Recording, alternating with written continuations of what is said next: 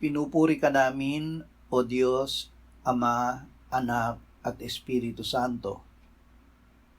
Salamat, Ama, na ibinigay mo sa amin si Jesus na iyong anak na namatay para sa aming kasalanan, iyong muling binuhay, iniakyat at iniluklok sa iyong kanan sa langit. Salamat na ibinigay mo sa amin ang iyong banal na Espiritu at sa pamamagitan niya ay ibinuhos mo ang iyong pag-ibig sa aming puso. Kami ay tinatakan ng Espiritu ng Diyos.